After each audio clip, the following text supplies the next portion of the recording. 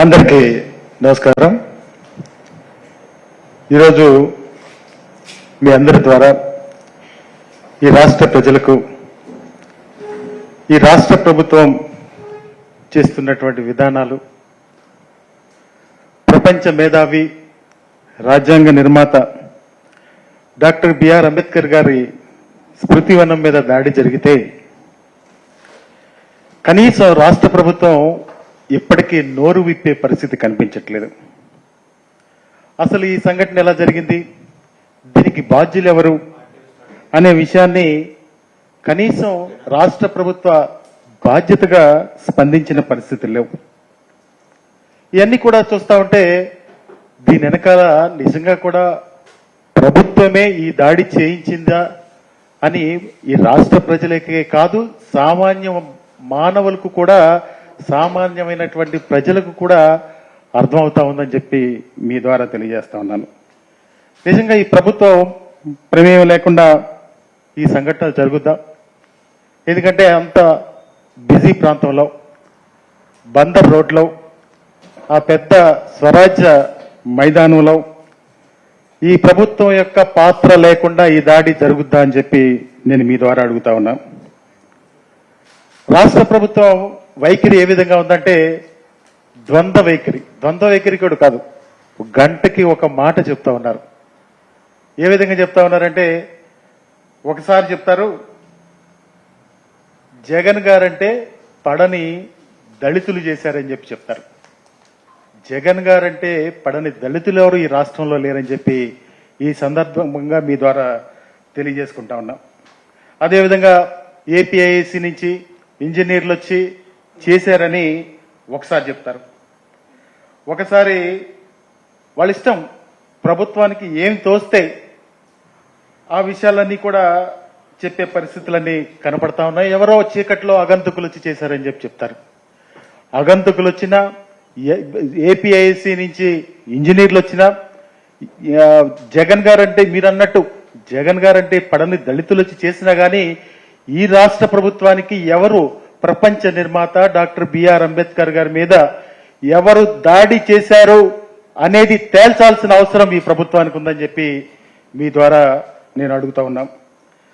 ఎందుకంటే ఎక్కడో మూలం లేదు, ఎక్కడో అనకాపల్లి పక్కన చిన్న పల్లెటూరులోనో, లేకపోతే ఇటెక్కడ రాయలసీమలో చిన్న పల్లెటూరులోనో ఎక్కడ అంబేద్కర్ స్మృతివనం లేదు.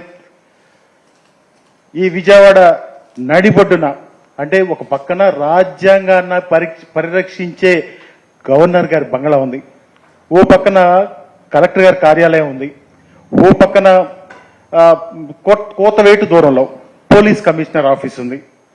అంటే వీటిలన్నిటి మధ్యన ఉన్నటువంటి రాజ్యాంగ నిర్మాత డాక్టర్ బిఆర్ అంబేద్కర్ గారి స్మృతివనానికి రక్షణ లేదంటే ఈ రాష్ట్రంలో ప్రభుత్వం ఏ విధంగా చేస్తా ఉన్నారో మనందరికీ అర్థమవుతా ఉంది.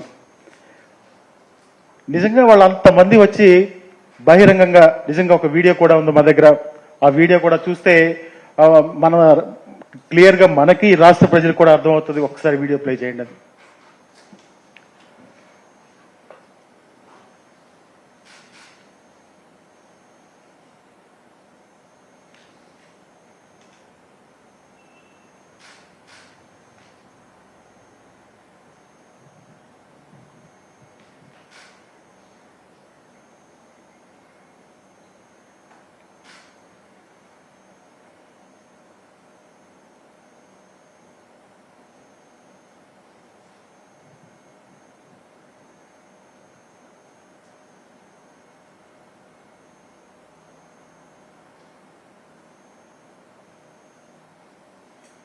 నిజంగా వాళ్ళు అంతమంది వచ్చి విధ్వంసం చేస్తా ఉంటే మరి ఎవరు చూడలేదా, లేకపోతే ఈ ప్రభుత్వానికి కనిపించట్లేదా, లేకపోతే ప్రభుత్వం ఏం చేస్తుందో ఒక్కసారి అందరూ కూడా ఆలోచించాల్సిన అవసరం ఉందని చెప్పి కూడా మనం చేస్తా ఉన్నా.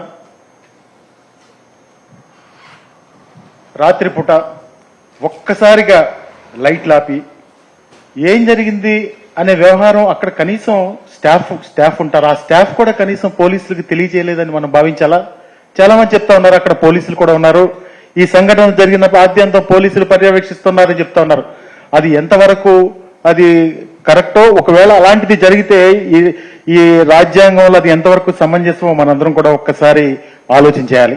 అదేవిధంగా ఏపీఐఐసి నుంచి ఇంజనీర్లు వచ్చారన్నారు. ఆ ఇంజనీర్లు వచ్చినప్పుడల్లా అక్కడ స్టాఫ్ కనీసం పోలీసులకి తెలియజేస్తే, ఒకవేళ పోలీసులు లేరనే భావిద్దాం, పోలీసులకి తెలియజేస్తే పోలీసులు కూతవేటు దూరంలో ఉన్నప్పుడు రావడం అది పెద్ద ఆలోచించాల్సిన విషయం. ఒకసారి మనందరం కూడా ఆలోచన చేయాలి. పైగా ఈ స్మృతివనం ఎక్కడ, బందర్ రోడ్లో అందరికీ విజిబిలిటీ, ఎందుకంటే ఆ టైంలో కూడా చాలా మంది ఆ ప్రాంతంలో సంచరిస్తూ ఉంటారు.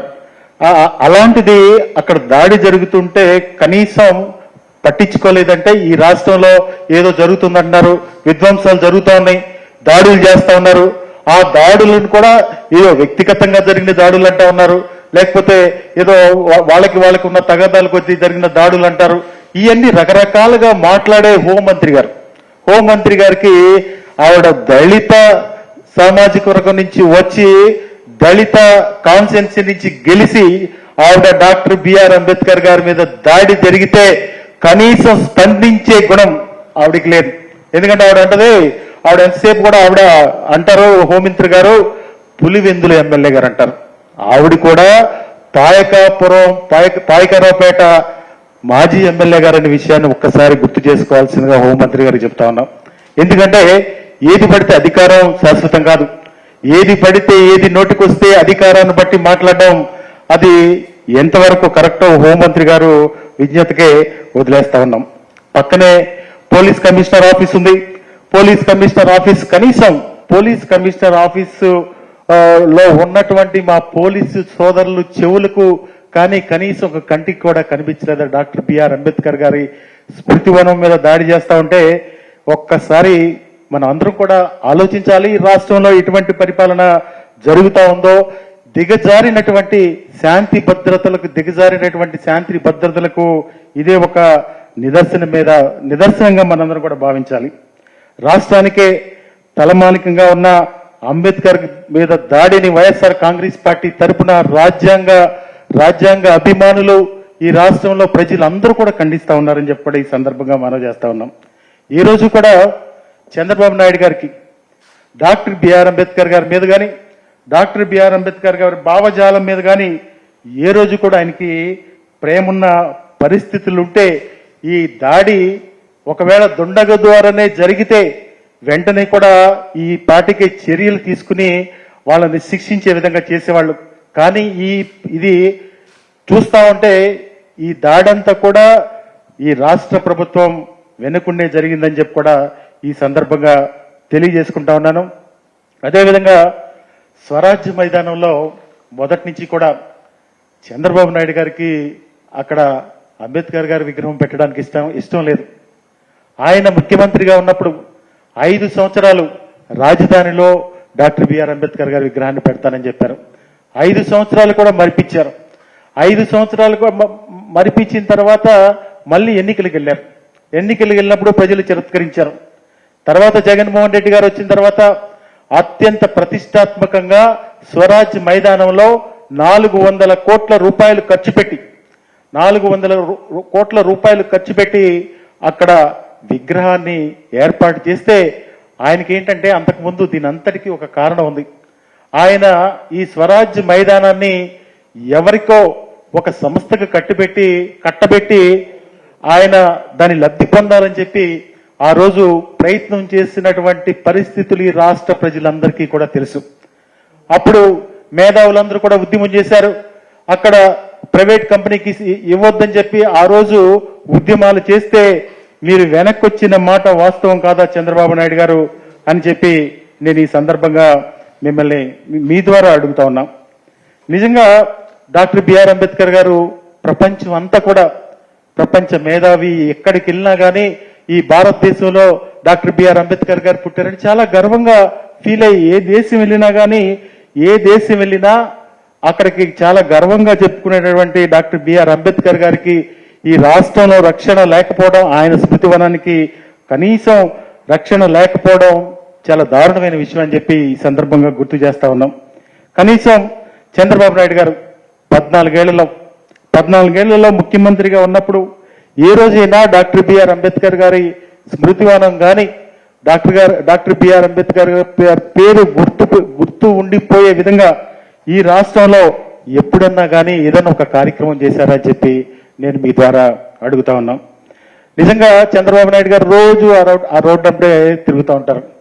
ఆ రోడ్లు అంటే తిరిగినప్పుడు కనీసం నాకు తెలిసి ఆ డాక్టర్ బిఆర్ అంబేద్కర్ వైపు ఒక్కసారి అటు చూసుండరు. కనీసం ఎప్పుడన్నా కానీ ఇంత పెద్ద స్మృతివనం ఉంది. సరే, అది ఎవరి ప్రభుత్వంలో కట్టారు, ఎవరు ప్రభుత్వంలో అది చేశారు అనేది పక్కన పెడితే, మీకు నిజంగా డాక్టర్ బిఆర్ అంబేద్కర్ గారి మీద గౌరవం ఉంటే కనీసం ఒక్కసారి వెళ్ళి సందర్శించారా చంద్రబాబు నాయుడు గారు? మీరు కానీ మీ మంత్రులు కానీ రాజ్యాంగ బద్ధంగా ఎన్నికైనటువంటి ఎస్సీ శాసనసభ్యులు కానీ ఎస్సీ మంత్రులు కానీ ఎవరన్నా మీరు ఏ రోజన్నా వెళ్ళి సందర్శించారా అని చెప్పి నేను అడుగుతా ఉన్నా. చంద్రబాబు నాయుడు గారు కనీసం ఇప్పుడు కొన్ని వందల సార్లు అటు ఇటు తిరుగుతూ ఉంటుంటారు. నిజంగా ఇది రాష్ట్ర ప్రభుత్వం యొక్క కుట్ర. ఆ అరాచక మూకల్ని పంపించింది కూడా తెలుగుదేశం పార్టీ వాళ్ళే పంపించి వెనక నడిపించినటువంటి ఇది కథంతా నడిపించింది చంద్రబాబు, ఆయన బంటులైనటువంటి అధికారులే అని చెప్పి క్షమించాలి. ఎందుకంటే అధికారులు దగ్గరుండి అక్కడ చేసిన దాని గురించి బంటులైన అధికారులు అని చెప్పి ప్రస్తావించాల్సిన పరిస్థితులు వస్తా ఉన్నాయి.